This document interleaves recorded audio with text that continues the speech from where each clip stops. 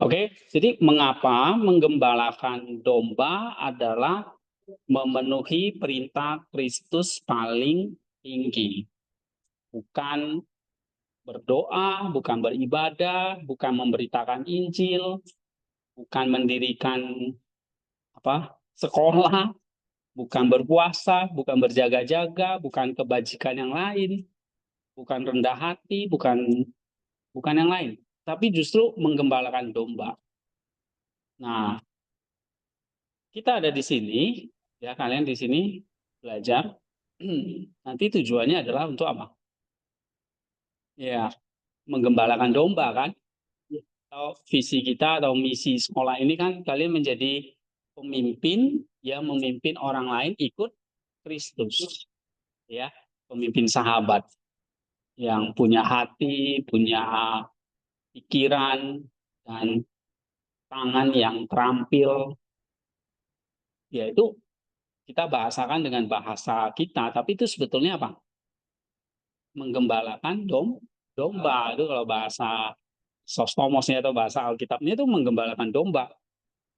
Nah, menggembalakan domba itu di situ dikatakan perintah yang paling agung, paling tinggi, bukan yang lain justru. Nah, berarti waktu kalian sedang mempersiapkan diri menjadi seorang gembala atau katakanlah pastor, jadi pendeta, penginjil, ataupun pemimpin-pemimpin di gereja, itu kamu sedang memenuhi perintah Kristus yang paling tinggi. Nah, kalau paling tinggi berarti kemarin saya bilang paling sulit. Kalau paling tinggi berarti paling luhur, paling mulia. Nah, ini pekerjaan yang paling mulia di menggembalakan domba-domba Kristus. Ingat loh, domba-dombanya Kristus, bukan domba-domba saya, domba-domba kita. Ya kan? Berarti kalau itu domba-domba Kristus, kita ibaratnya itu dititip sama Tuhan. Ini loh, kamu jadi gembala, saya punya domba, saya titip sama kamu ya, kamu gembala. Nah, itu adalah memenuhi perintah paling tinggi. Kenapa? Jawabannya adalah satu, ya. Ini kan saya kasih jawabannya secara garis besar. Nanti saya tanya lagi harus bisa jawab. Yang bisa jawab saya kasih. Ya.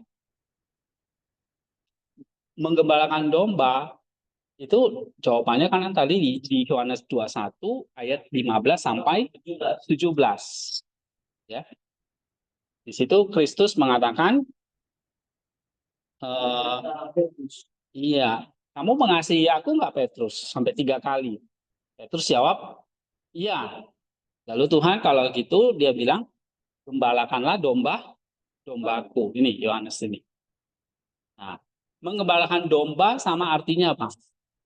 Mengasihi Kristus. Lalu kok dikatakan tuh paling tinggi? Nah, kasih. Jadi kasih adalah memenuhi perintah yang paling tinggi. Nah, itu catat. Jawabannya di sini. Yohanes 21 ayat 15 sampai 17. Karena menggembalakan domba itu adalah bukti dari kasih. Sedangkan kasih adalah memenuhi perintah yang paling agung, paling tinggi, paling mulia. Jadi jawabannya kenapa kok menggembalakan domba itu memenuhi perintah Kristus paling tinggi? Karena itu adalah wujud kasih. Nah, kasih itu puncaknya dari semua kebajikan yang ada. Ya. Kalau Petrus bilang atau Paulus bilang ada buah roh. Petrus bilang ada pengetahuan ditambah dengan kebajikan, ditambah dengan pengendalian diri, ditambah dengan pengetahuan, ditambah kemurahan hati, dan sebagainya. Baru terakhir apa? Kasih kepada saudara dan semua manusia.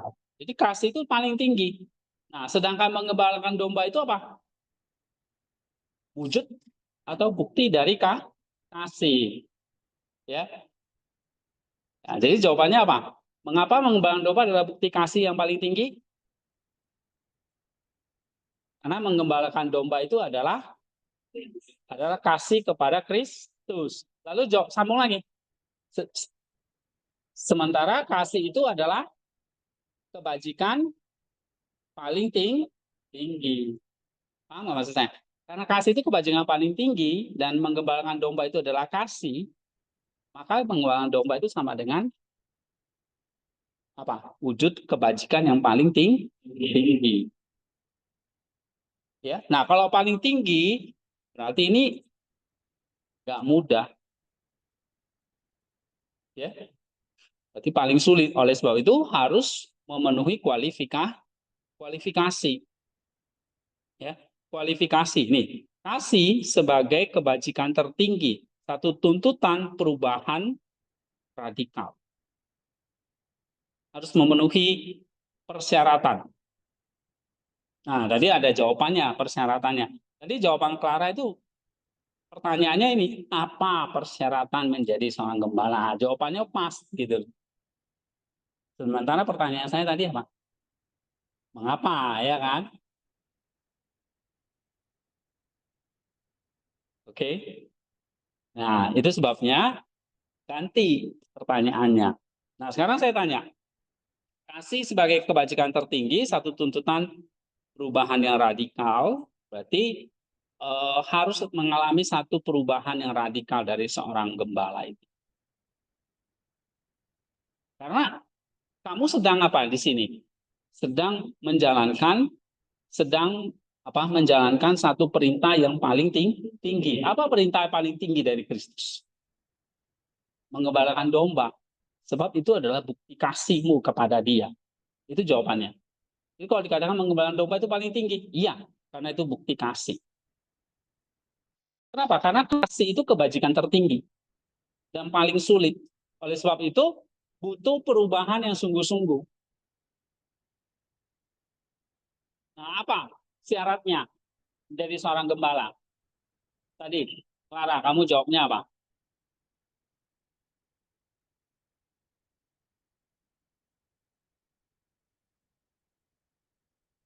Kawanan Kristus yang ditebus, tebusnya dengan darahnya sendiri. Iya, sebab nggak main-main. Yang kamu gembalakan itu domba yang ditebus oleh nyawa dan darah Kristus sendiri. Jadi bukan asal domba nih, tapi dombanya Kristus yang ditebus, yang dibeli dengan harga mahal. Ya. Nah, misalnya saya jadi gembala, kalian adalah domba-dombanya, ya. Kalian ini bukan sembarangan domba, tapi domba yang dibeli mahal oleh Kristus, yang dipercayakan sama saya sekarang saya gembalakan. Oke, itu satu ya. Ini domba yang sangat mahal karena dibeli dengan hidupnya Kristus. Yang kedua apa? Apa persyaratan tuntutan perubahan yang harus kita miliki? Nah, coba kita baca ini ya.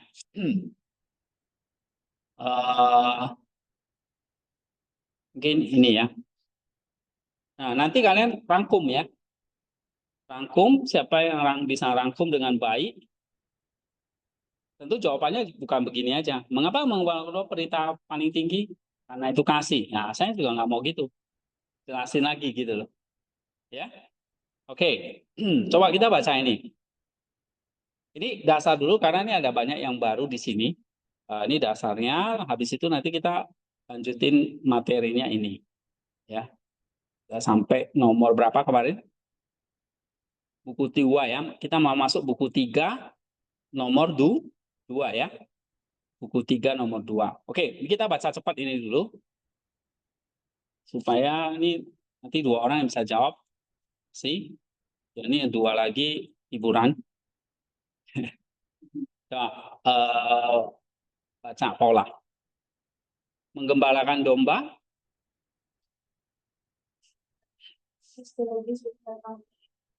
On the priesthood.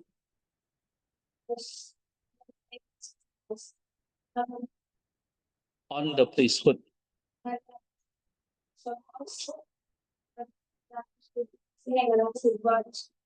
Kursus dan diskusi menyatakan bahwa Saya perbesar dulu ya. Ini udah. Oke. kita melakukan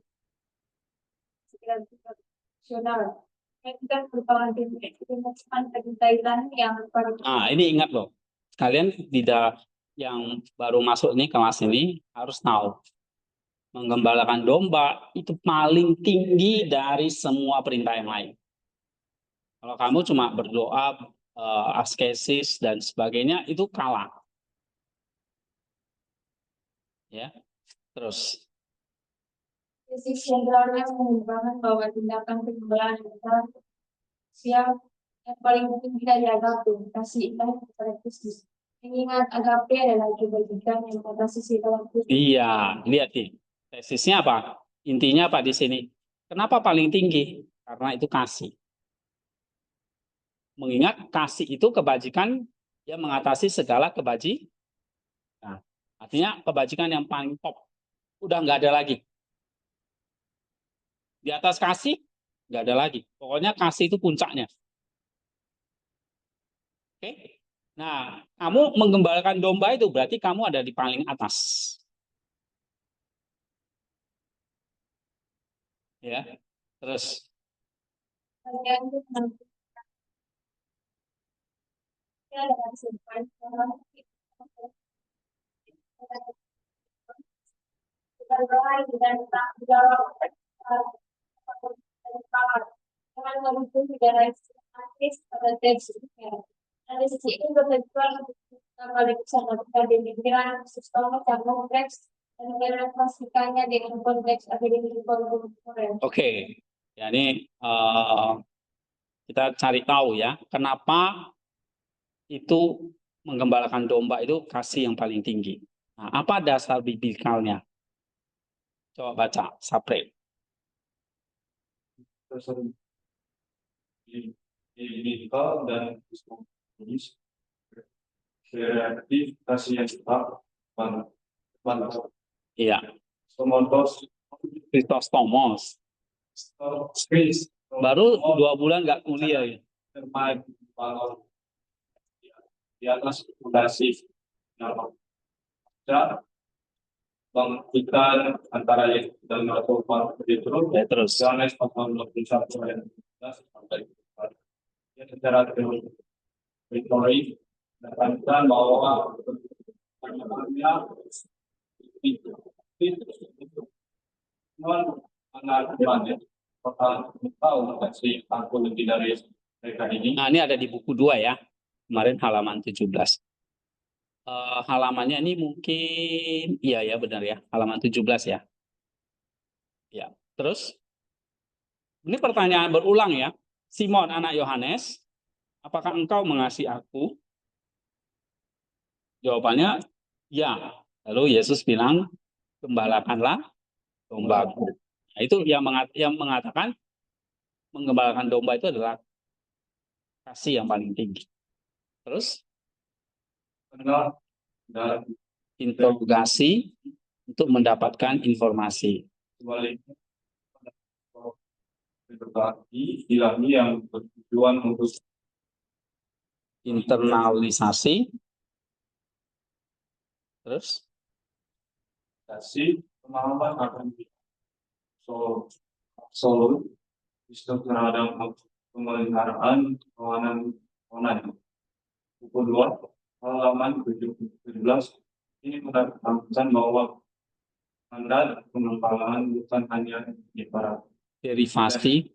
derivasi dari kasih, tetapi merupakan panjangan teologi dari agape ilahi Kristus dari sendiri Yang teraktualisasi dalam bedanya kawanan dan iya. Jadi menggembalakan domba ini apa? Ini bukan hanya derivasi dari kasih ya, atau apalah ya, hanya bagian dari kasih, tapi itu adalah kasih ilahi itu sendiri. Perpanjangan ontologis dari kasih ilahi itu sendiri. Sehingga kasih itu berarti di sini apa? Di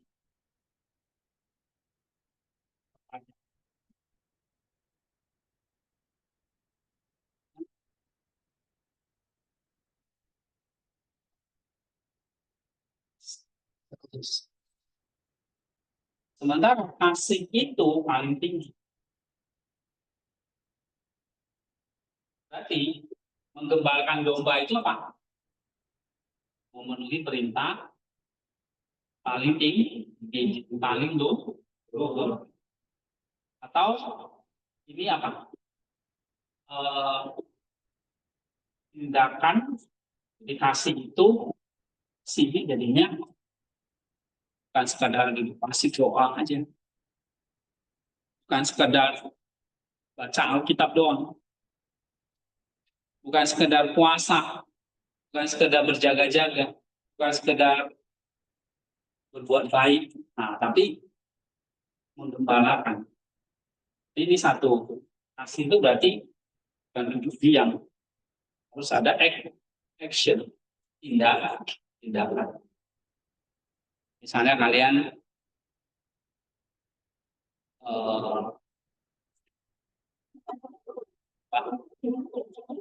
ilustrasi apa yang kemarin saya berikan? Baca buku. Begitu kamu baca buku yang saya suruh, kamu sedang apa? Mengasihi sah. Jadi kasih itu nggak sekedar perkataan, ya, gitu ya. Kamu mengasihi aku, Petrus jawab apa? Ya, aku mengasihi. Itu udah kasih belum? Belum sempurna. Sempurnanya waktu Petrus menggembalakan domba. Itu baru kasih yang sempurna. Berarti kasih itu identik dengan apa? Tindak, action. Nggak cuma kata-kata. Ya. Nah, ini satu tindakan. Oke, kasih itu apa? Pandangan ontologis dari agape itu artinya kasih, kasihan. Ya. Jadi kalau minggu lalu saya bilang Yesus datang nih sama April nih. Kamu mengasihi aku nggak? Kasih. Itu doang jawabannya. Harus jawabannya apa? Kamu mengasihi aku, misalnya ini saya tulis. Kamu mengasihi aku, ya? Apa? Jawabannya apa?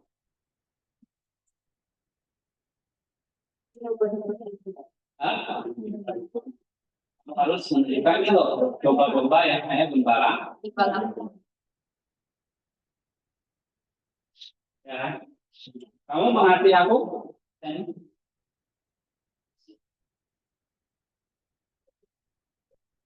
Iya, ini loh domba-domba yang saya gembala.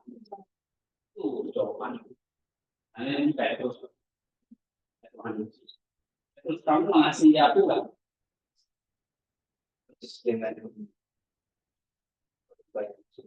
Iya, kamu kasih tahu Tuhan. Ini loh gembala saya. Domba-domba yang saya gembalakan. Ada nggak di Yohanes itu diminta jumlah dombanya? Gembalakannya 10.000 nggak ada. Tapi kalau mau berarti nggak ada domba. Berarti harus minimal apa? Ada domba. Kalau ada 0 domba, satu itu sudah disebut apa dong? Domba.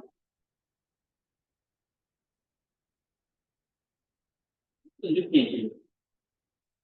Jadi misalnya kamu mengasihi aku Pak.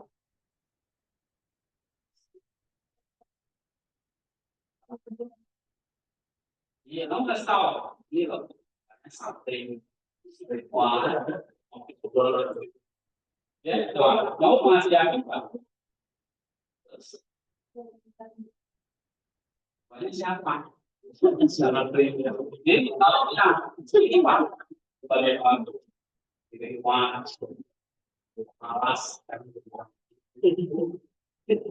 dulu bodoh kan, dan pinter, ya kan? Oke, nah ini sama kayak misalnya kamu mengasihi orang tuamu. Kamu nggak cuma bilang, ya saya mengasihi orang tua. Tapi kamu harus bilang apa? Hah? Apa ini? Jadi kasih itu apa? Tindakan apa? Tindakan apa ini? Hah? Hah?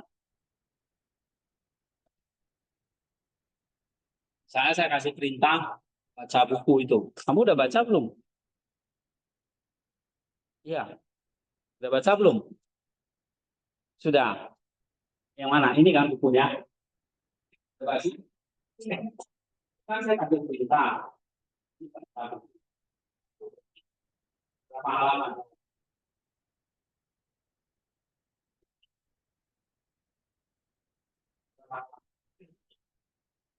Dua.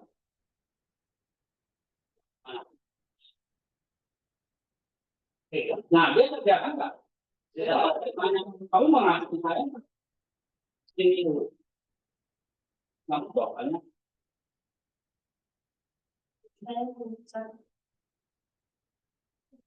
Jangan lupa. Bukan doa kita itu bukan Yusuf masih Pak, bukan itu bukan cerita. Cerita. Ini loh.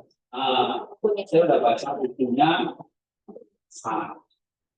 Kalau udah separuh. Nah, berarti kalau saya tanya, kasih itu tantangannya apa? Jangan beri. Tahu satu tindakan ketaat. Ya, oke. Terus, nih saya ingin baca Chrysostomos. Kasih berbalik. Eskatologis yang tak Baca yang keras dong. Lemes banget. saya berbalik segala das atau ada benda di hati. Konsekuensinya, padahal bagi gembala yang sedia akan besar dan tetap diucapkan. Karena pekerjaan mereka secara langsung berkaitan dengan keselamatan jiwa-jiwa yang sangat diridhoi oleh Kristus. Dengan demikian, menggembalakan adalah partisipasi aktif dalam ekonominya kasih Kristus yang Baca yang cepat, yang tegas. Ayo. mempanennya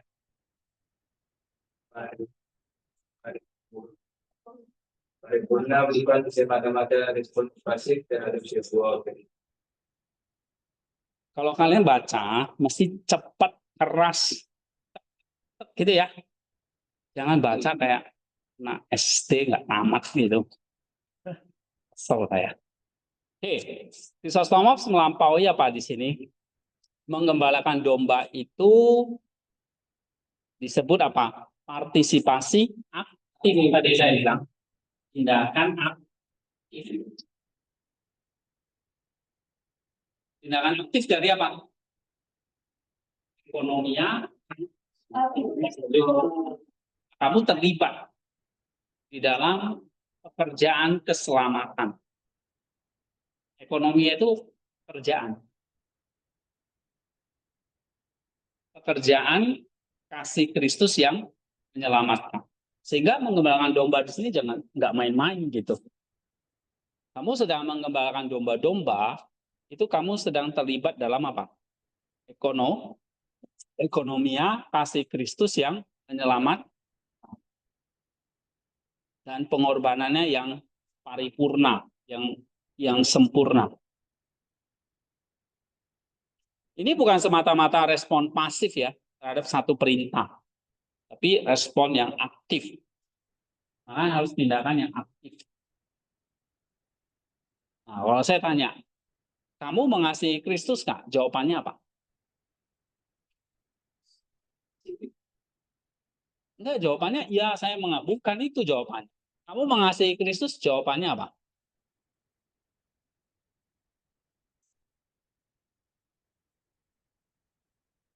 Hah? Menunjukkan domba-domba yang kamu gembala. Jadi kalau saya tanya, kamu mengasihi Kristus nggak? Jawabannya apa? Kamu partisipasi dalam penggembala, atau kamu partisipasi dalam ekonominya kasih Kristus. Jadi ekonomi yang kasih Kristus itu apa? Ekonomi yang kasih Kristus itu apa? Ini mengembalakan domba.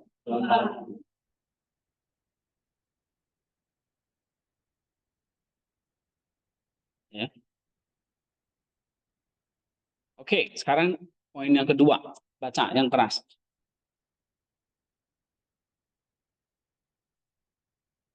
Iya, kamu.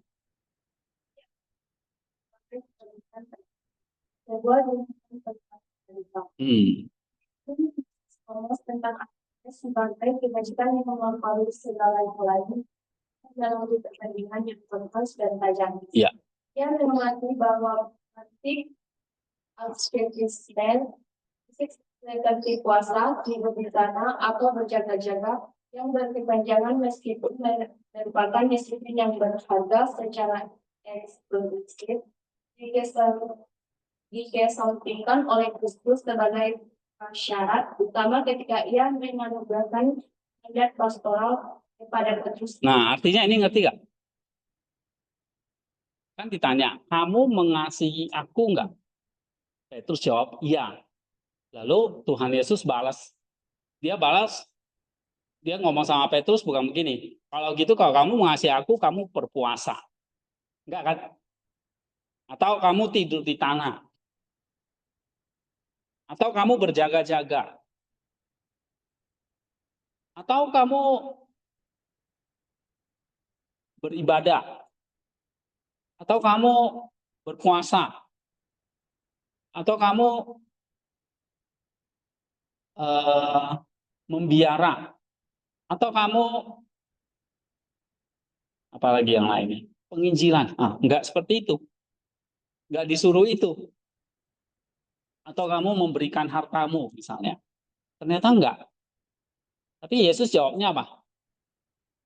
Menggembalakan domba. Berarti menggembalakan domba itu apa? Dikesampingkan, ya. Kebajikan yang lain itu dikesampingkan. Menggembalakan itu yang diinginkan oleh Kristus. Kebajikan yang lain dikesampingkan gitu. Ya, terus baca lagi. Kristus Secara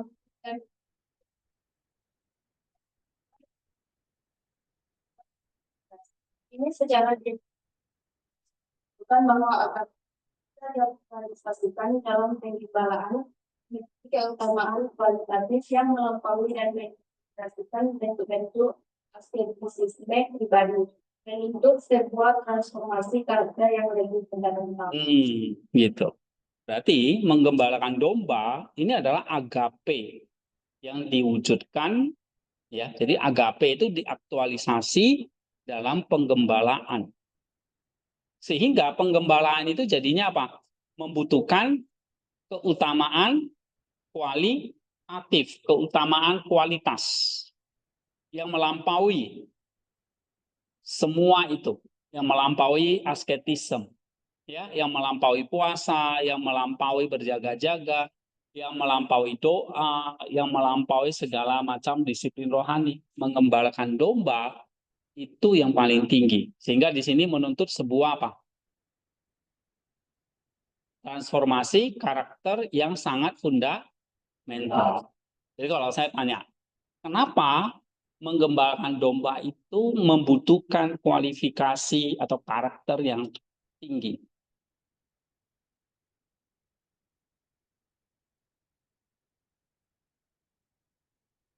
Kenapa kalau kita jadi gembala di sini butuh kualifikasi yang sangat tinggi, nggak boleh sembarangan.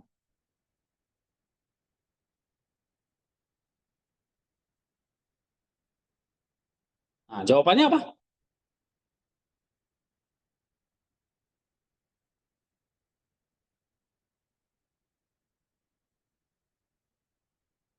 Ayo.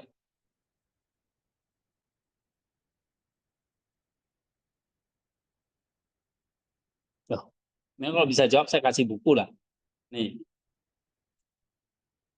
ya. Nanti kembali lagi ke pertanyaan awal. Ayo, nih. Ini buku Pentakosta. Kenapa menjadi seorang gembala itu butuh transformasi karakter yang fundamental?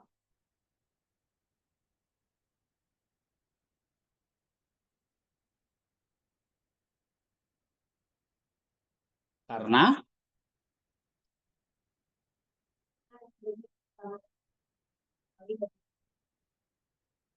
ya, kenapa melampaui segala bentuk asketisme menuntut transformasi yang fundamental? Kenapa?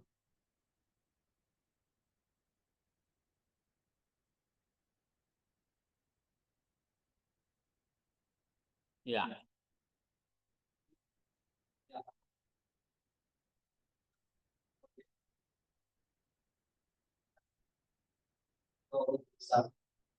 karena ini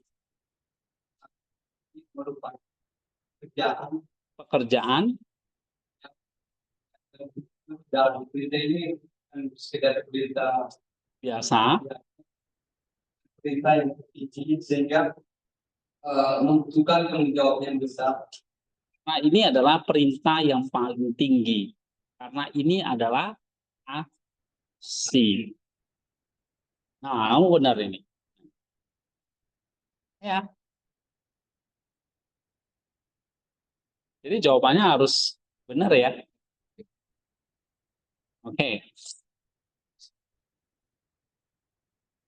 Jadi udah tahu ya, kenapa kok kita jadi gembala nggak boleh sembarangan? Karena kita sedang memenuhi perintah Kristus yang paling tinggi. Nah, paling tinggi berarti paling sulit. Kayak kamu kelas SD, SMP, SMA, mana yang paling tinggi? SMA, berarti paling sulit. Nah, kalau paling sulit, kamu belajarnya harus lebih pun. Sama, kamu jadi gembala harus lebih sulit lagi. Daripada kamu hanya jadi pendoa, ya kan? Daripada hanya jadi seorang biarawan. Mana lebih sulit, jadi seorang biarawan atau seorang pendeta? Pendeta. Atau seorang gembala? Nah, itulah sebabnya karena itu paling sulit, maka harus mengalami transformasi karakter. Persyaratannya nggak gampang. Ya. Nah, nanti di buku 3 kita banyak bahas nih. Kesulitan-kesulitan apa yang dihadapi, karakter apa yang harus dimiliki oleh seorang gembala. Ya. Saya ada jemaat yang curhat sama kamu. Dia punya teman, temannya terlibat banyak judi, atau dia punya anak, anaknya terlibat salah. Di Indonesia ini sekarang judi ya, terlilit utang karena judi. Nah, kamu sebagai gembala itu gimana ya menghadapinya? Ya, misalnya menghadapi janda-janda misalnya, menghadapi eh, perceraian, ada jemaat yang mau cerai, ya, menghadapi ya macam-macam ya problem orang,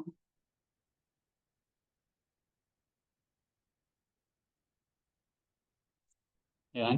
Nah, sementara kalau minggu lalu kita pelajari seorang gembala itu nggak bisa maksa kan, hanya bisa memberikan apa? Nasihat.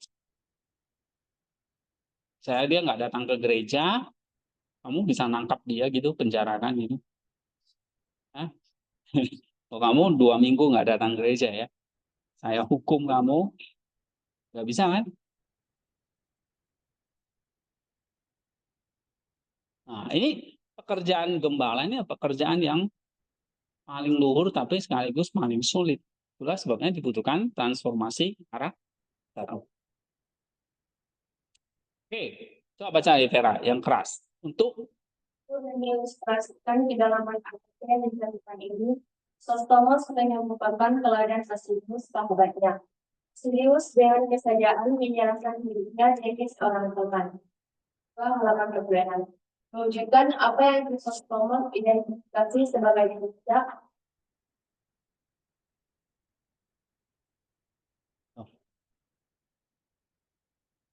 ya, terus puncak dari Cinta benar yang dimakan di Yohanes pasal 16 ayat 13. Oleh karena itu, Chrysostomos beralasan bahwa kasih pastoral menuntut kerajaan dan korban yang bersifat hipnotik dan radikal, suatu kapasitas yang hanya dapat ditemukan pada jiwa-jiwa yang telah mencapai kedalaman agape ini.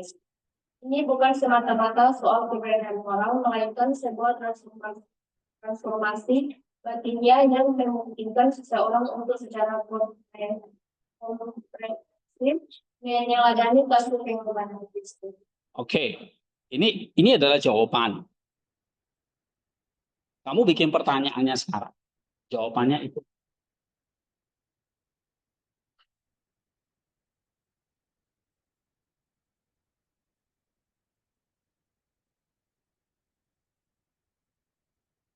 Kasih pastoral menuntut kesediaan berkorban yang bersifat kenotik, mengosongkan diri, dan radikal. Satu kapasitas yang hanya dapat ditemukan pada jiwa-jiwa yang telah mencapai kedalaman agape ini. Jadi kamu nggak bisa menjadi gembala kalau kamu tidak mencapai yang namanya kasih kenotik dan radikal.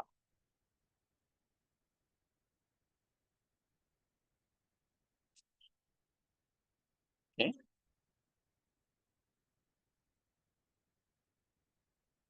Ini minta beli baru lagi. Oke. Kasih yang sifatnya apa? Kenotik dan radikal. Jadi pekerjaan gembala ini tadi kan partisipasi aktif dalam si ilah ini. Ini pekerjaan paling luhur, paling sulit, paling tinggi, pokoknya paling nggak semua di sini.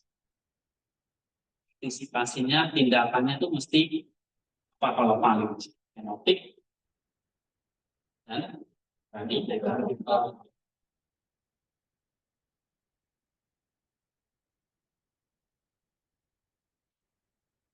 Ya. Kenotik radikal itu artinya apa? Satu kapasitas yang hanya dapat ditemukan pada jiwa-jiwa yang telah mencapai kedalaman agape.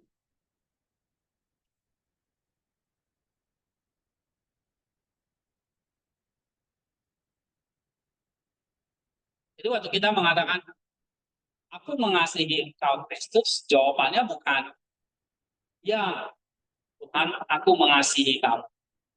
Bukan itu jawaban. Karena Yesus nyambung, gembalakan domba. Nah, gembalakan bukan disuruh berpuasa, bukan disuruh yang lain-lain. Bukan disuruh berdoa atau baca Alkitab, itu bukan. Disuruh menggembalakan.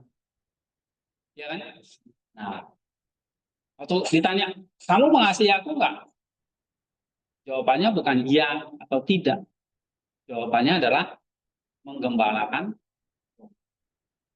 Nah, berarti waktu kamu sedang menggembalakan domba, berarti kamu sedang apa? Mengasihi. Nah, begitu kamu menggembalakan domba, kamu sedang mengasihi kan? Tapi kamu akan punya modal. Ya, coba kamu serahkan handphonemu. Bisa kamu? Coba serahkan handphonemu. Tidak bisa. Kamu kan punya mata, tapi karena mata ini tidak tidak punya fungsi. Serahkan pulpen. Atau serahkan bersama. Atau serahkan uang. Harusnya ada peluang. Ada di sini nggak bisa. Ya. Itu kalau kita dalam posisi itu, kita harus tuh. Yesus tanya, kamu mengasihi aku nggak? Ya, berarti kamu harus punya, kamu punya uang nggak? Ya, tunjukkan uangnya. Ya. Oke. Kamu punya uang, ada barang itu punya uang. Kamu mengakui Kristus, berarti kamu harus punya barang. Kamu punya uang, berarti dia kalau dia jawab ya, berarti apa? Punya uang itu kan? Kamu mengakui Kristus, ya, harus punya kan? Kamu punya apa? Tingkat uang.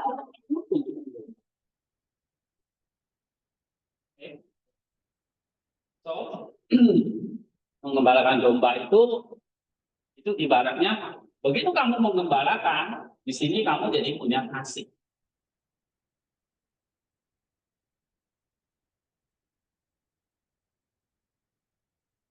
Ya. Awalnya 0, sekarang kamu sudah punya kasih belum kepada Kristus? Belum, karena kamu belum menggembalakan, nggak ada, kasihnya masih 0. Nah, begitu nanti kamu jadi gembala, kamu menggembalakan walaupun itu 1 ekor, ya, bukan domba kambing yang dipotong itu loh ya, tapi manusia ini. Nah, kamu punya kasih. Jadi kalau Yesus tanya, kamu mengasihi aku nggak? Kita harus jawabnya apa? Ini loh, kasihku. Domba-dombanya ini. Sama kayak, saya minta sama kamu, berikan bukumu. Kalau kamu nggak punya buku, gimana kamu kasih kan? Ya kan? Nah, kamu mengasihi Kristus, tapi kamu nggak punya kasihnya, gimana kamu tunjukin? Kan? Misalnya sama, tunjukin HP-mu. Ada. Nah ini, karena punya HP dia. Tapi kalau saya bilang, tunjukin gelasmu. Ada. Kamu gimana? Nah, tunjukin kasihmu. Terus kamu tulis kasih gitu. Enggak kan? Kamu harus tunjukin apa? Dombanya. Itu Tuhan tanya, siapa namanya? April. Sapi. Ya. Saya dengarnya kok sapi. Oke. Nah, lalu di sini kenotik dan radikal. Nah, ini lebih dalam lagi.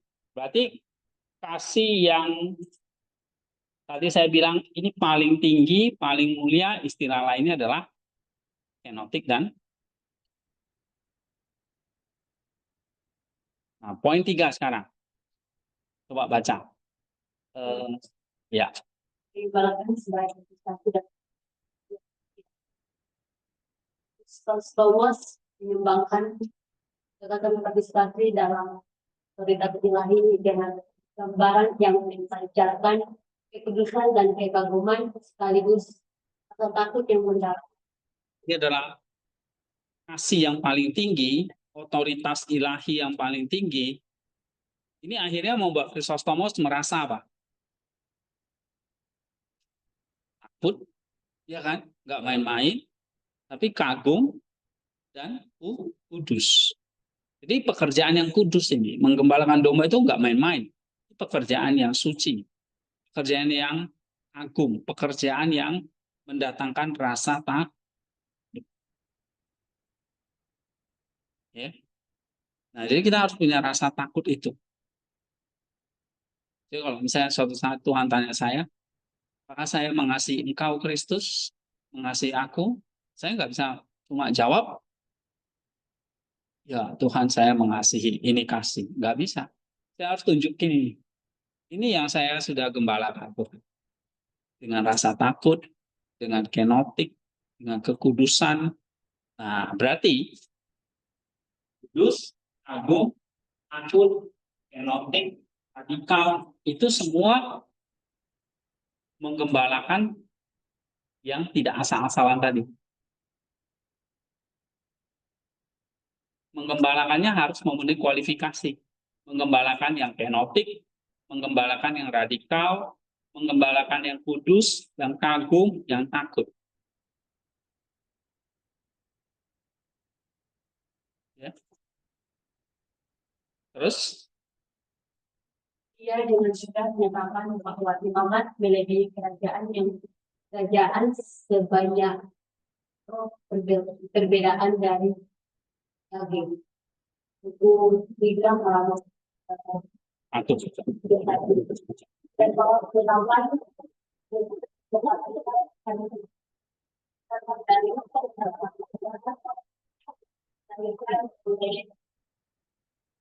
Parakletos atau Roh Kudus itu sendiri. yang 4 yang garis bawahi fasilah yang benar Inherent. dalam menetapkan imamat. Iya. Nah, apa artinya ini? Jadi menggembalakan ini melebihi kerajaan sebanyak roh, berbeda dari daging. Nah, apa yang kita gembalakan itu bukan domba fisik. Ini masalah roh. Ini bukan berasal dari otoritas manusia, tapi dari Roh Kudus sendiri. Ya. Nah, sehingga di sini ini menggembalakan domba ini kita bicara masalah bukan domba fisik, tetapi melebihi kerajaan sebanyak roh yang berbeda dari daging. Yang kita gembalakannya adalah masalah rohani. Makanya kita pernah singgung bahwa kita bukan mengembalakan domba fisik, tetapi menggembalakan masalah rohani.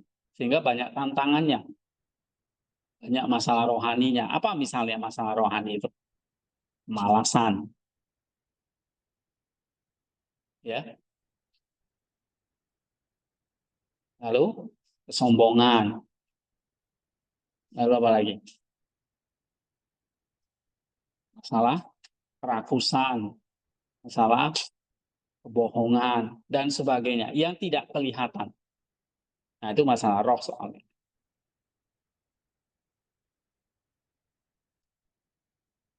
Itulah yang membuat Krisostomos takut. Sebab yang kita gembalakan ini, kalau domba fisik, gampang gitu ya. Kita tinggal kasih makan, bawa pulang ke kandang, selesai. Tapi ini kita mengembalakan orang yang punya fisik dan roh. Nah, makanya di sini kalian tuh belajarnya ya masalah hal-hal rohani.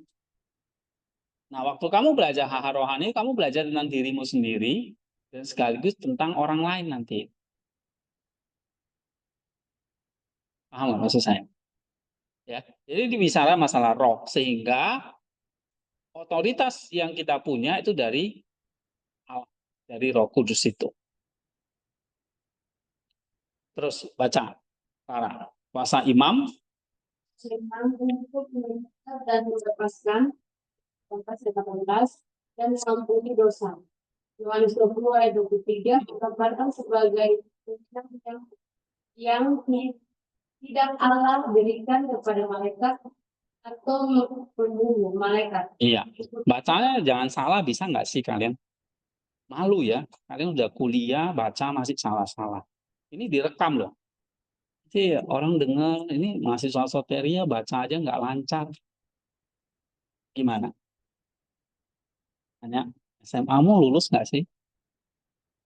Oke, kuasa imam untuk mengikat dan melepaskan dan mengampuni dosa ini adalah wewenang yang tidak Allah berikan kepada malaikat, tapi justru kepada seorang gembala. Nah, ini tinggi. Ya, jadi seorang imam, kuasa imam itu bisa mengampuni dosa. Kamu bisa mengikat dan melepaskan kuasa jahat. Ya, bisa menyembuhkan kuasa jahat itu kayak seperti kesombongan, keserakahan, bahkan kuasa-kuasa gelap seperti okultisme ya, kuasa-kuasa kegelapan, jimat lah, apalagi itu benda-benda yang nggak punya kuasa, berhala. Nah, kamu nanti kalau jadi gembala, jadi imam, punya kuasa untuk mengikat atau melepaskan itu. Jadi tergantung kamu ini. Kalau kamu main-main dengan uang, ya kamu akan terikat oleh uang. Kamu main-main dengan kuasa-kuasa gelap, ya. Biasanya di Maluku tuh banyak itu. Kalau di Jawa, di sini carinya Gunung Kawi, kalau mau jadi kaya. Susuk, pelet lah, apalah namanya itu. Ya tuyul. Apalagi di Indonesia ya, yang mistiknya masih tinggi. Kalau di Mentawai apa itu? Ah, santet, apa dukunnya apa? Kuasa jahat namanya apa? Kalau di saya tahunya itu di mana tuh? Di Halmahera namanya Moro. Ya benar ya? Mana di Madinah? Moro ya? Kuasa Moro namanya. Hah? Moro ya namanya. Atau apa? Kemarin saya dengar ada, ah, itu itu kamu diberi kuasa untuk melepaskan itu. Kamu diberi kuasa mengampuni dosa. Itu adalah wewenang yang bahkan Allah nggak berikan kepada malaikat. Nah, itu eh, tingginya kuasa yang diberikan kepada kita sebagai seorang imam. Ya, terus baca lagi. Hal ini Ini yang paling bermanfaat secara kualitatif kamu ganti. Nah, Lisa. Hal ini ini bermanfaatnya dalam antusias dan bebas sudah diangkat ke surga dan mengampuni kodrat manusia, membebaskan dan nafsu yang menimpa kita. Nah, ini imam bahkan diberi posisi yang secara kualitatif itu setara dengan surga. Apa itu? Kayak tadi, mengampuni dosa. Ya. Terus, Chrysostomos, Terus Thomas melanjutkan dengan pernyataan menjelaskan tangan suci. Imam tidak mungkin memperoleh keselamatan itu sendiri. Karena sakramen-sakramen vital seperti baptisan, ekaristi, dan lainnya hanya dapat dicapai melalui mediasi mereka. Yang kasih persembahan perjamuan kudus itu siapa? Imam kan? Ya kan? Yang baptis kalian siapa? Pendeta kan? Imam kan? Nah, kalau tanpa mereka kita nggak peroleh keselamatan. Nah, itu penting. Ya. Terus,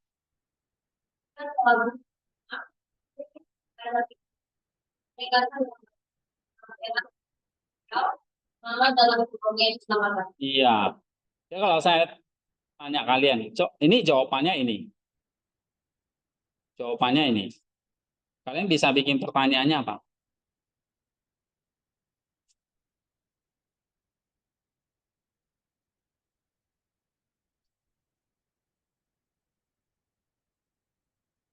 Atau saya balik lah.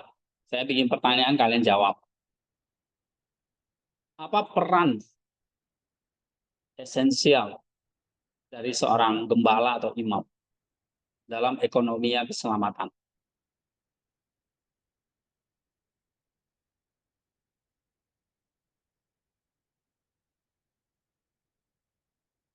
Perannya itu setara ya dengan surga.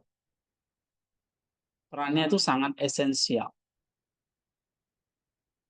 Bahkan tanpa tangan suci imam, tanpa kamu membaptis orang, orang itu nggak selamat. Ya, jadi tangan imam itu penting. Maka tanganmu nggak boleh kotor. Tanganmu nggak boleh najis.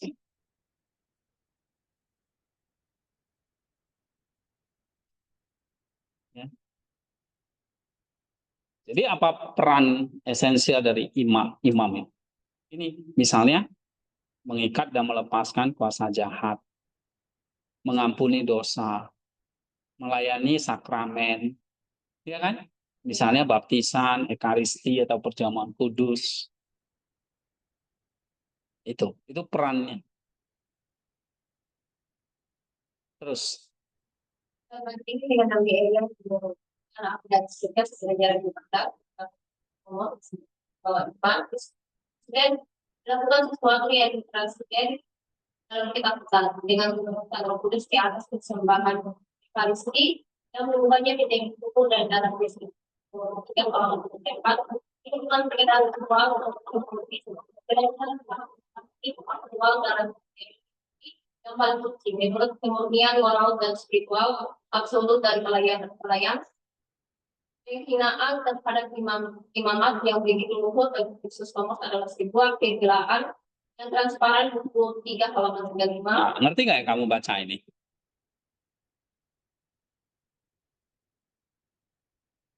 Kenapa? Tadi kan di awalnya, kenapa seorang imam itu sedang menjalankan panggilan Kristus yang paling mulia. Jadi gembala itu nggak sekedar cuma khotbah atau khotbah hari Minggu gitu loh. Tapi ini satu imamat, satu jabatan yang tadi saya bilang satu jabatan yang paling luhur. Karena kita lagi menggembalakan dan itu adalah kasih. Ternyata luhurnya kamu lihat misalnya kamu diberi otoritas seperti bahkan melebihi malaikat. Kamu bisa mengampuni dosa. Kamu bisa melepaskan kuasa si jahat. Kamu bisa memegang tubuh dan darah Kristus itu. Memohon Roh Kudus mengubah itu menjadi roti dan anggur itu kamu pegang dulu kan, baru kasih ke jemaat. Kamu doamu itulah yang mengubah roti dan anggur itu jadi tubuh dan darah Kristus. Kamulah yang mendoakan air itu jadi air keselamatan ketika kamu baptisan. Ya kan? Nah, kamu yang bisa doa menurunkan Roh Kudus. Cuma biasa nggak bisa. Nah, itu luhurnya. Itu itu luhurnya, tingginya pelayanan seorang gembala.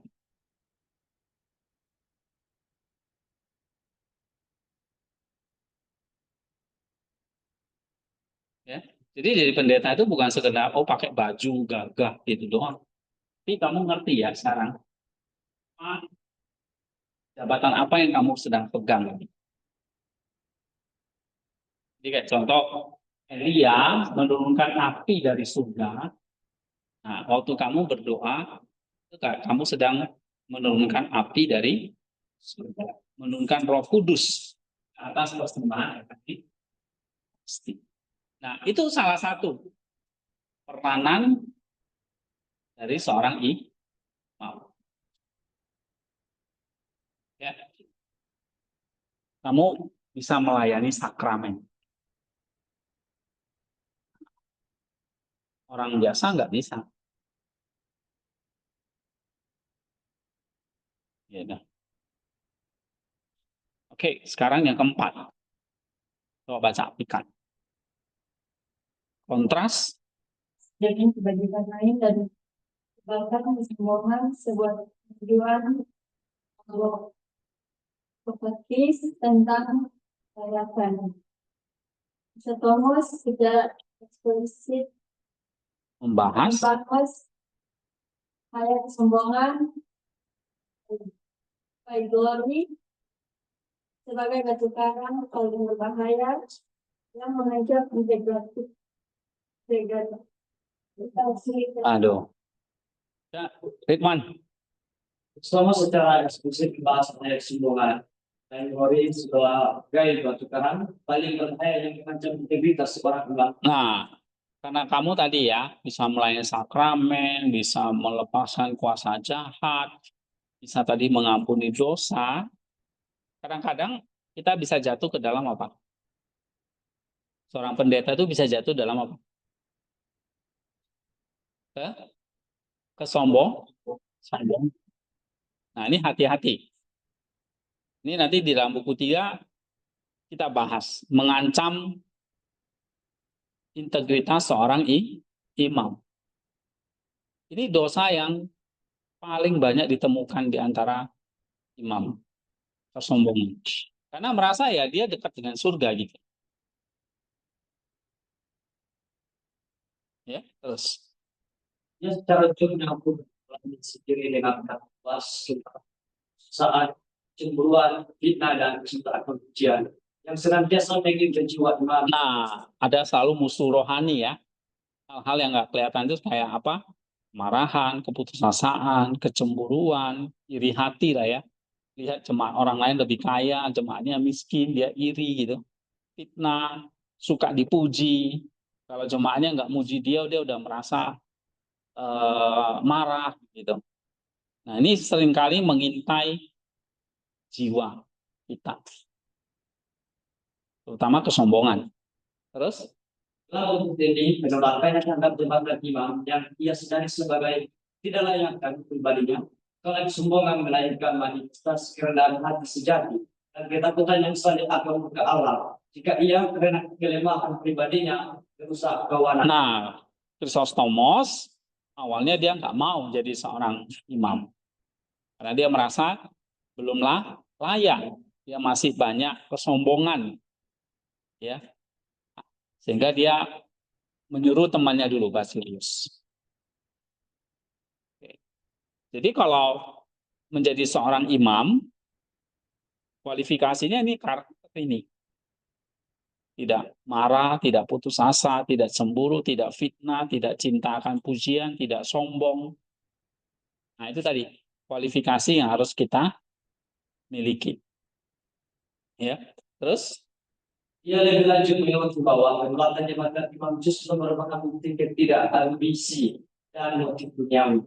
Seorang yang mengejar jabatan demi kemuliaan atau kekuasaan secara intern tidak akan meninggalkan yang begitu saja. Oleh karena itu, tuduhan kesombongan terhadap yang justru menunjukkan bahwa para pengikut tersebut meremehkan betapa agungnya imamat itu sendiri. Ini adalah upaya Chrysostomos untuk mengalihkan fokus dari motif personalnya ke standar objektif kelayakan imamat yang ditentukan oleh agape dan kesiapan tubuh sedang kehidupan rohani. iya, implikasi. Aplikasi 1, antologi pelayanan transformasi baik Sang imam. Chrysostomos tidak hanya memandang pengembalaan sebagai sebuah fungsi atau serangkaian tindakan, melainkan sebagai sebuah perubahan ontologis dalam diri sang imam. Imam ini dipanggil untuk meneladani Kristus sebagai gembala baik. Yohanes 10 ayat 11 menjadi instrumennya dalam cara yang sebenarnya transparan dan kudus.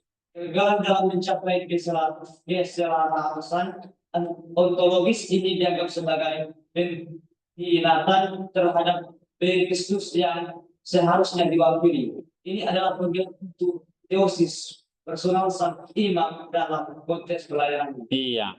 Ini berarti apa ini? Seorang imam itu harus benar-benar mengalami transformasi pribadi. Being itu maksudnya diri ya, pribadi kita ya. Menjadi sebagai gembala yang baik. Nah, jadi harus ada perubahan ontologis. Perubahan ontologis itu maksudnya perubahan dari dalam diri kita. Perubahan yang sejati gitu. Nggak dibuat-buat. Ya memang kamu mengalami perubahan di sini. Ya, Ignasi ya. Oke, mengalami perubahan apa namanya? Ontologis. Menjadi seorang gembala yang baik. Oh, jadi gembala doang, tapi dalam Yohanes 10 gembala baik. Ya. Misalnya, kamu mengasihi aku enggak? Oh ya, ini domba-dombanya. Domba-domba. Ini gembalanya. Domba-dombanya apa yang mulut bisa ngomong? Gembalanya brengsek. Ya. Ya, namun ini gembalanya bukan gembala yang baik. Tidak memenuhi Yohanes 10 setelah gembala yang salah. Ini gembala yang sombong. Gembala yang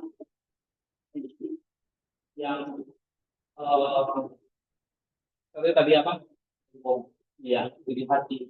Yang dia suka iri hati. Gembala yang cinta akan uang. Ya, gimana itu? Jadi jadi gembala aja nggak cukup. Lalu gembala yang baik. Nah, untuk jadi gembala yang baik, kita harus mengalami yang namanya perubahan ontologis. Apa artinya perubahan ontologis?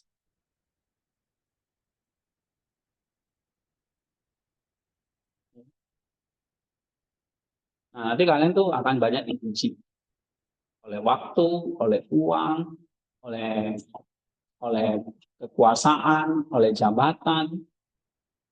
Kadang kita dikasih jabatan, wah kita udah langsung kepalanya udah besar, mulai sombong.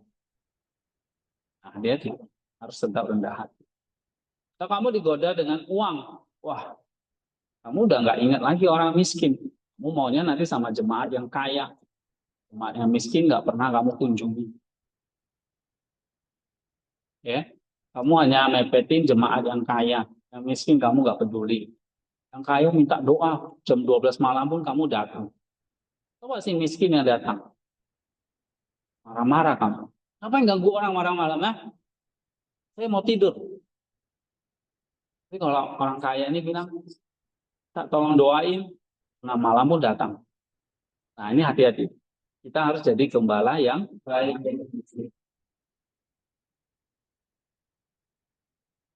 Jangan membeda-bedain. Sini mau kamu cewek, mau cowok, kamu salah ya saya omelin. Ya, saya nggak pernah beda-bedain. Kamu dari Nias atau kamu dari Mentawai atau kamu dari Maluku, semuanya sama.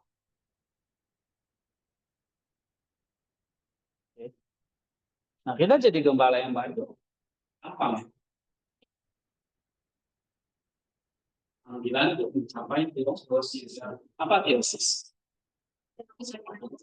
Iya, serupa dengan sang gembala yang baik tadi itu. Siapa gembala yang baik yang sudah sempurna? Tuhan Yesus. Nah, dialah contoh teladan kita. Nah, sehingga di sini Kristus bilang nanti di buku 3 kamu akan belajar gimana ini menghadapi gembala, menjadi seorang gembala yang baik.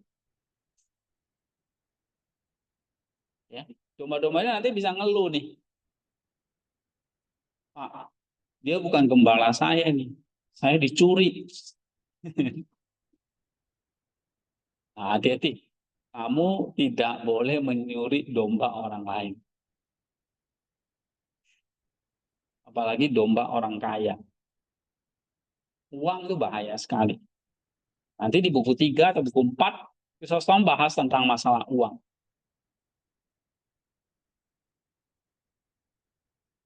Ya, masalah uang, masalah kesombongan, keserakahan, dan sebagainya. Oke, coba Oktober.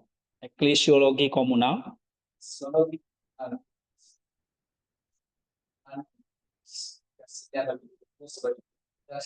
Dalam pertemuan yang menggambarkan kita sebagai tubuh Yesus itu sendiri yang dengan banyak berhadap penyakit internal dan serangan imam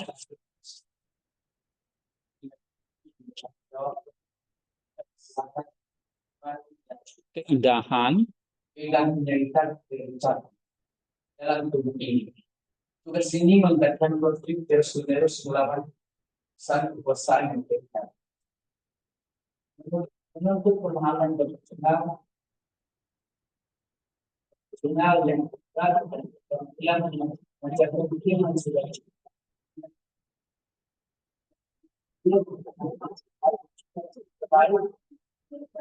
Nah, jadi kalau saya tanya ini, seorang gembala itu juga seorang apa? Iya, betul. Dokter spiritual. Berarti yang dia obati apa?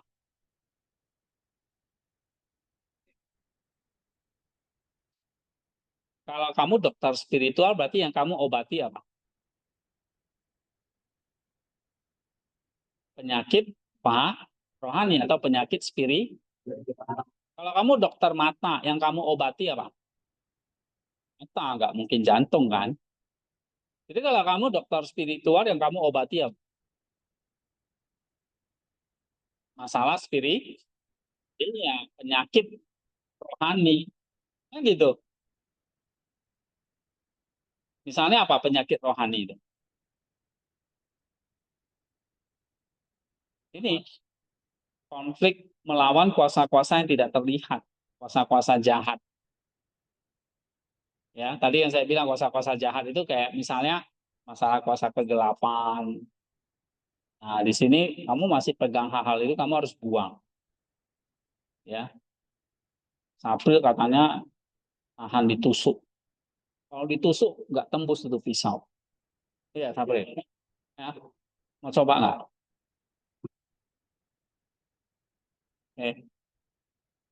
Tapi kalau kasih rokok dia nyerah. Ya, enggak ya. Udah nggak rokok kan? Kalau nggak rokok ngantuk dia. Dikasih rokok nggak ngantuk. Oke. Kuasa-kuasa gelap itu salah satu adalah penyakit rohani. Ya tadi, apalagi tadi ya masalah kesombongan, masalah pencabulan, masalah iri hati dan sebagainya. Ini kamu jadi dokter spiritual itu. Ya. Nah, kita melawan kuasa-kuasa yang tidak terlihat. Kalau mata sakit, kita bisa cek di lab. Kelihatan ini yang error mana atau di scan ya. Misalnya tulangmu patah, kelihatan. Kalau di ronsen itu kelihatan oh tulangmu bengkok atau patah atau dislokasi gitu. Tapi kalau penyakit rohani gimana di ronsen? Nah, soalnya nggak terlihat kan. Kamu nggak bisa ke laboratorium rohani. Misalnya di Purwokerto itu ada nggak? Saya mau ronsen, saya punya penyakit rohani kayak gitu. Dokternya juga bingung ah. Saya mau ronsen kadar kesombongan saya udah berapa gitu. Kalau kalau mata minus kan ada ukurannya ya. Kalau kamu sakit gula itu ada ukurannya, kolesterol kan gitu kan. Tapi kalau sombong, marah, cemburu, bisa diukur nggak? Nggak terlihat soalnya. Nah, itulah yang menjadi tantangan buat kita. Makanya harus punya apa? Untuk menjadi seorang dokter kita harus punya apa? Hah? Iya, harus punya pemahaman doktrinal yang akurat. Nah, doktrinal itu kamu dapat dari mana nih? Pelajaran teologi. Nah, itu sebenarnya kenapa kok kamu udah disuruh baca buku ini itu, ya. Nah, misalnya ini buku teologinya. Supaya apa? Kamu bisa jadi dokter yang canggih nanti, cakep nanti. Ya, dokter yang dokter spiritual yang baik, yang benar. Jangan salah kasih obat nanti. Ya kan? Kan banyak nih dokter sekarang mau praktek ya, salah kasih obat terus pasiennya mati, salah minum obat. Nah, kamu nanti mengembalakan domba, kamu salah kasih obat, dombamu mati. Kamu yang diminta pertanggungjawaban. Kamu ajarin hal-hal yang sesat. Misalnya kamu mengatakan, Yesus itu bukan Tuhan. Ya, Yesus itu bukan Allah. Nah, kalau kamu ngajarin itu, kamu dokter yang sesat. Kamu akan membawa domba itu kepada kebinasaan. Jadi pemahaman doktrin kita harus akurat. Makanya saya setiap hari itu share bacaan-bacaan dari kitab suci, baca. Supaya kamu punya pemahaman doktrin yang akurat. Sehingga nanti kamu melayani jemaat tidak asal ngajar. Tidak salah membawa domba itu ke jurang nanti. Ya, Firda. Jadi kalau kamu bawa domba itu ke jurang, gimana? Kamu disembeli sama Tuhan Yesus. Ya, ini domba saya yang kamu enak aja masukkan ke jurang. Nah, jadi di sini harus punya pemahaman doktrinal yang akurat. Tetapi juga harus punya apa lagi? Iya, ini dia. Keterampilan mengajarkan firman. Ini jawab yang benar cuma satu orang dari tadi. Kan sayang dia dapat buku terus kan. Keterampilan mengajarkan firman. Berarti kamu bukan hanya kamu belajar, kamu dapat. Tapi setelah kamu dapat, kamu harus bisa. Ya. Kalau kamu belajar mengajarkan juga cuma. Nah, ya, pokoknya itulah kerjaan jadi. Orang bertanya, kamu nggak bisa ngomong.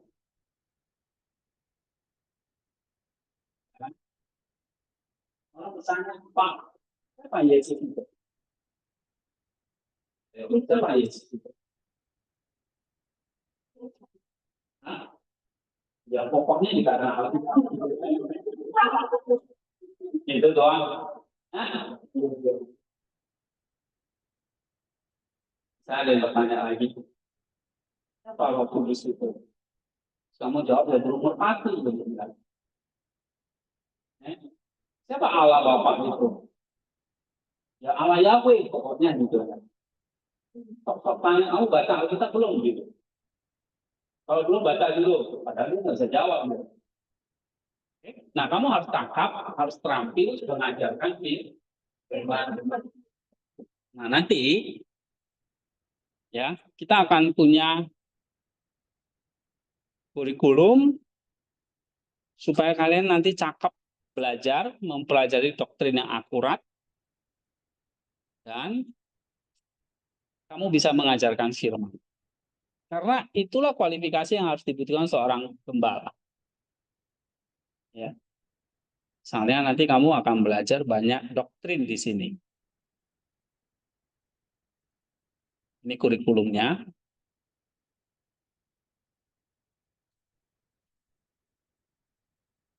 Ini sudah saya revisi. 393 halaman. Siapa yang mau baca?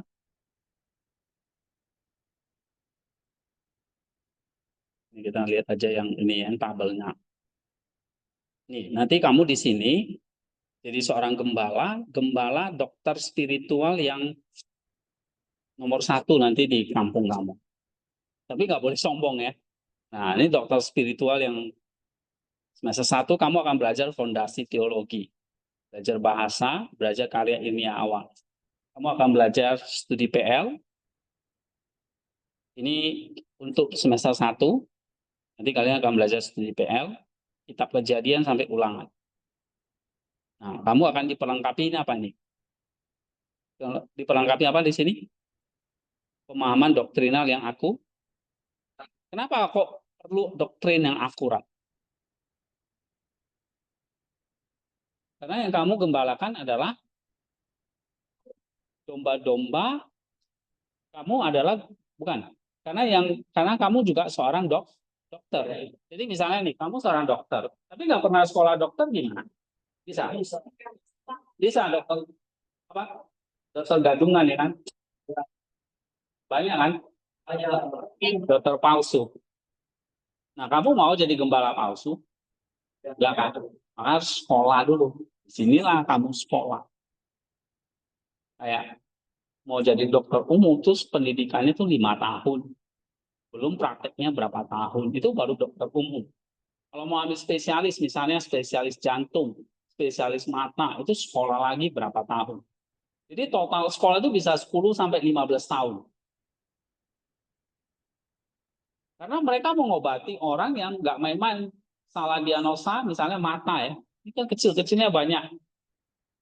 Ya, dia kalau salah diagnosa, salah kasih obat, mata orang ini bisa buta. Benar nggak? Sama, apalagi ini kita bicara masalah spiritual. Kamu kalau salah ngajar, contoh tadi saya bilang, kamu bilang Yesus itu bukan Tuhan, kamu udah salah.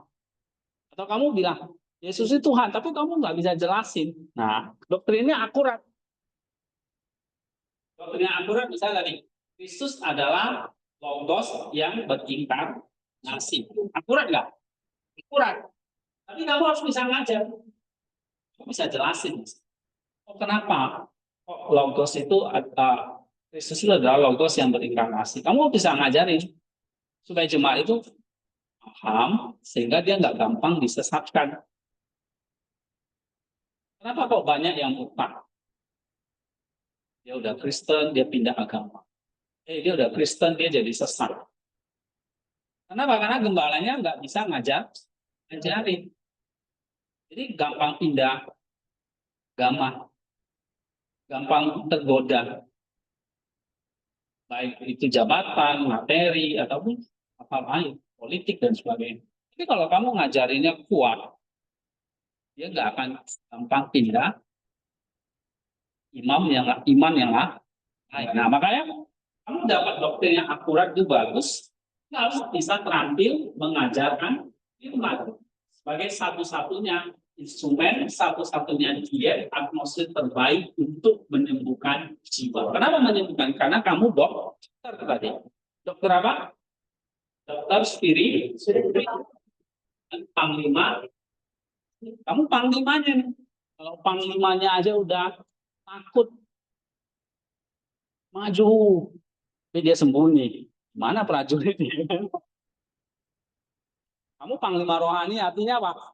Benteng rohaninya di situ. Kalau jemaatmu banyak berbuat dosa ya panglimanya gimana ini? Nah, tapi kamu juga dokter, harus bisa menyembuhkan. Nah, untuk jadi seorang dokter harus sekolah dulu. Belajar di sini kayak gini. Nanti ada prakteknya. Dokter itu juga ada prakteknya. Dia belajar 4-5 tahun tentang teorinya. Jadi buka praktek di mana ditempatkan 1 tahun, 2 tahun. Nah, baru dia dapat lisensi jadi dokter. Nah, kamu juga begitu. Kamu belajar dulu. Sini 7 tahun misalnya. Untuk S1. Ya kan? Prakteknya 3 tahun. Jadi berapa kalian habisin waktu di sini? 10. Belajarnya 7 tahun. Oke. Prakteknya berapa tahun? 3 tahun. Karena berubah kurikulum ini. Makanya saya kumpulin kalian di sini. 10 tahun kalian baru tamat.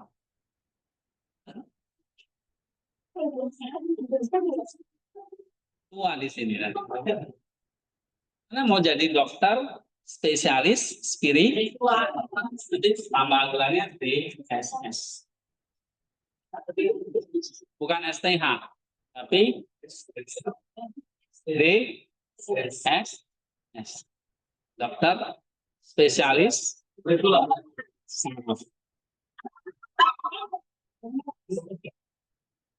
Oke, dokter spesialis spiritual.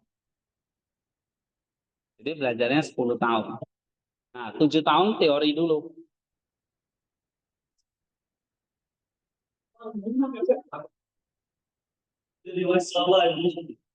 Belum, abadi itu nggak bisa diukur. 10 tahun cepet lah. Aduh Pak, Kapan saya nikah nih?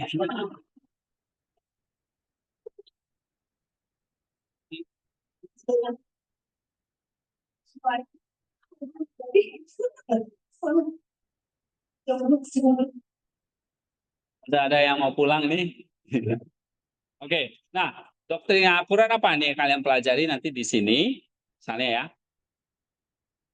kalian akan belajar studi PL, kejadian sampai ulangan, studi perjanjian baru, Matius sampai Yohanes, pengantar teologi barat dan timur, spiritual dan disiplin rohani 1, itu 2 SKS, bahasa Indonesia, Pancasila dan kewarganegaraan, metode penulisan karya ilmiah, logika dan critical thinking, problem solving dan taksonomi Bloom, bahasa Inggris dasar untuk membaca. Ini semester ini yang semester 1 akan ambil. Ya. Nah, ini 2 orang akan ambil ini. Ya. Oke. Semester 2 kalian akan belajar ini. Lanjutan tadi studi PL1. Jadi kita nggak ada lagi pengantar PL, hapus, langsung studi PL2, belajar kitab Yosua sampai Esther. Lalu belajar studi perjanjian baru khusus kisah para rasul. Nanti ada belajar doktrin di sini. Ya, doktrin proper dan bibliologi atau doktrin Allah dan Alkitab.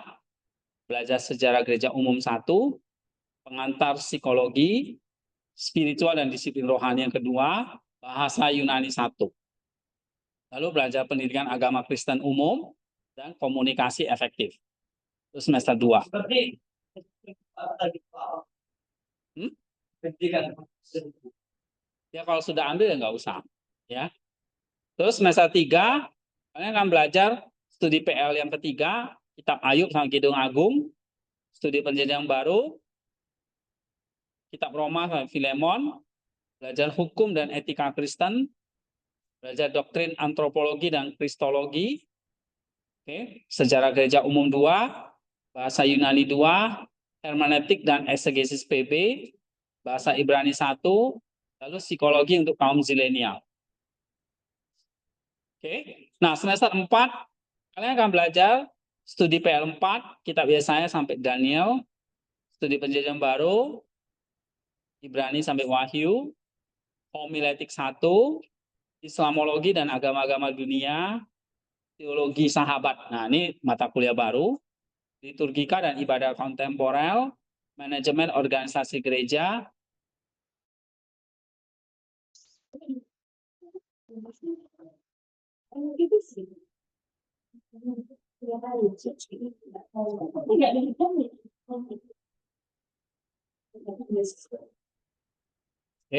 terus semester 5 akan belajar